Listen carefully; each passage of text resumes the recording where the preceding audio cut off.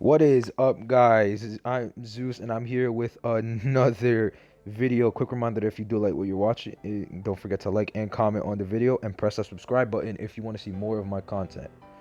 So here you will see that I am playing violinist. You know, my good old boy Vio. Can't go wrong with him. Except you can, since he's kind of bad and he's easily kited, but we don't talk about it. I did show you guys my build since people were asking about my build, and here you see I am chasing the seer first. Now, when I drop here, I waited before I swung because I was calculating drop time. And I know that sounds really smart, but in a nutshell, I just waited for a frame so that way then I won't swing too early and then give the seer time to rotate without actually getting a hit off him.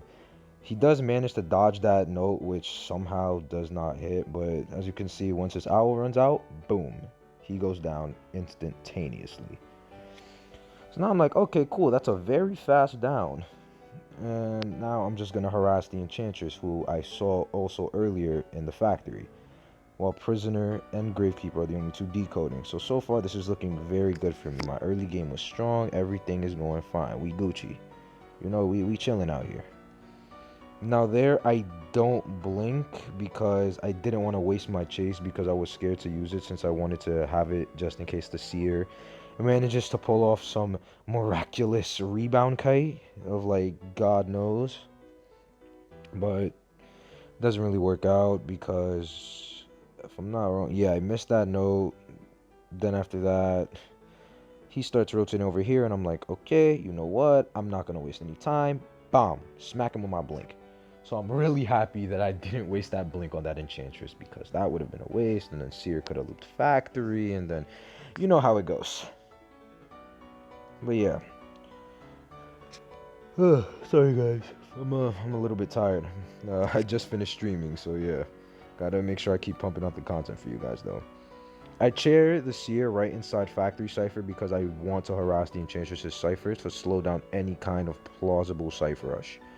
The Enchantress does predict the no. I still launch it like the bot I am for some reason, and she runs into me. Keep in mind, she ran into me because she knew I was going to try and just debuff her. So instead, she forced it herself and ran into me, which is very good on her part. Now here, I thought the Seer was going to throw the pallet down. He didn't, and I see the Enchantress from the side who's going to come in and stun me anyway. So I decide, hey, might as well get the free down and stop her from decoding altogether. And then as you can see, the Seer does a very good counter rotate, forcing me to go all the way around, and he's wasting even more time for his team to decode, while the Gravekeeper and Prisoner are the only two that are decoding. So that's very good on the Seer's part. So Seer, props to you.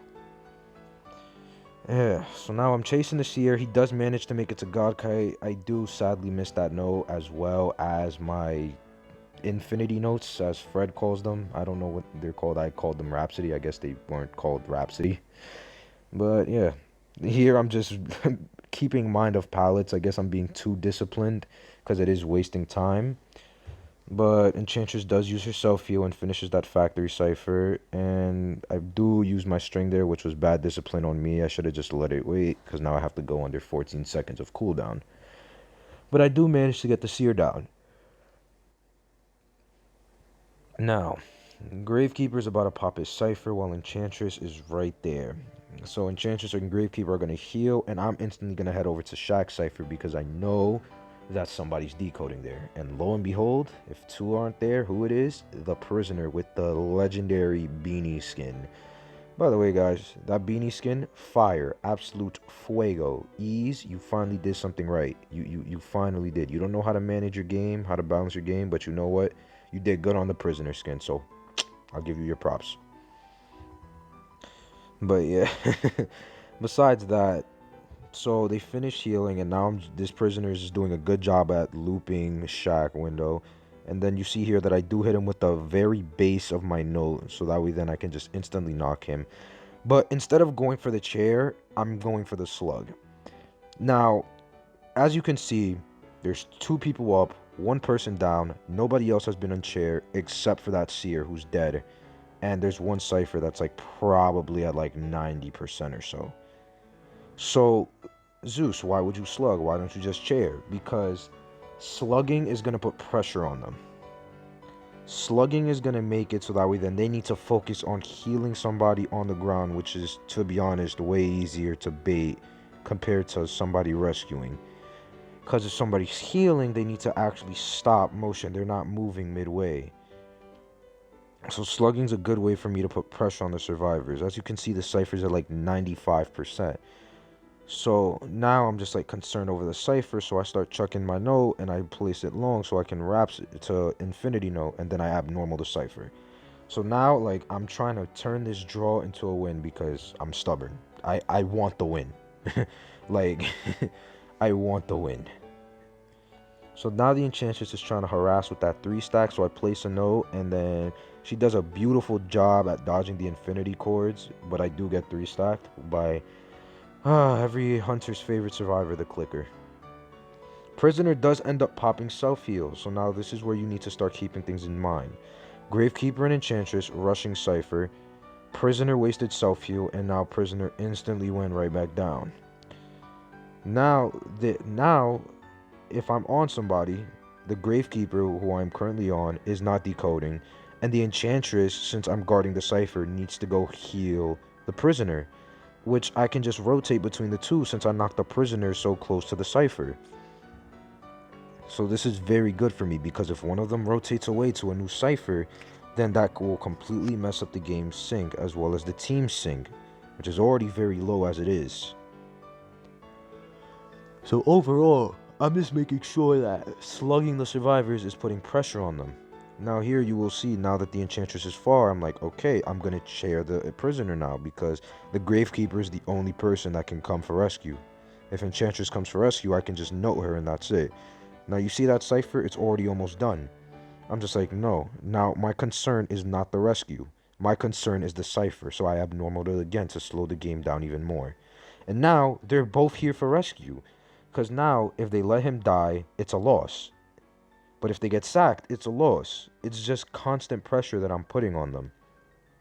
This is what I mean when I say game sense is needed when it comes to turning tie situations into win situations. You need to think through and look through all possible options you have. Like you see, Prisoner already wasted self-heal, so now I don't need to worry about that. Enchantress has her self-heal, so what I can do now, I can just straight up chair the Enchantress and call it a day. Because now, nobody's decoding on the Cypher. Gravekeeper is 1 hit, so he can't rescue. And the Cypher's pushed back to the point where like it's at 60 to 70%. Which means even if the Prisoner does decode the Cypher, it won't even matter.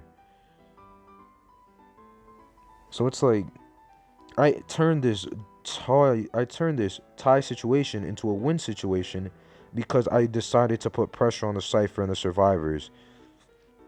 Slugging really comes in handy when you want to put pressure, so I do highly recommend that in situations like this, if you can slug a survivor near the Cypher, take advantage of that opportunity and slug them near the Cypher, because slugging puts pressure on the survivors where they have to choose to either let them bleed out and somebody needs to go and pop them, or they need to waste their self-heal.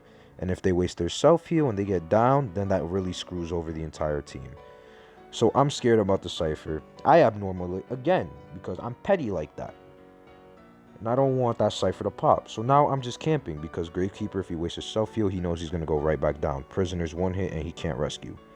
And now that the Enchantress is dead, I don't care. So now I just pick up my Gravekeeper. I take him down in the basement, right on top of the Cypher. It's just all about control and game sense. Not just game sense. It's too easy to say it's game sense.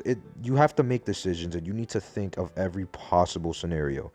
Like in my head while I was playing this, I was just like, what's gonna happen if I do this? What would be the consequence if I do that? What would happen if I do that?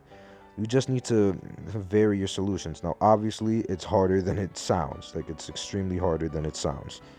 But with practice comes skill, and with skill comes victory. A very cheesy / corny statement that made close to no sense. But yeah. So like Prisoner wasted self-heal, now he's just chilling in basement, and I can chase the Gravekeeper, and then it's a 4-man. So yeah. I hope you guys enjoyed this video. I most definitely had a nice time recording it.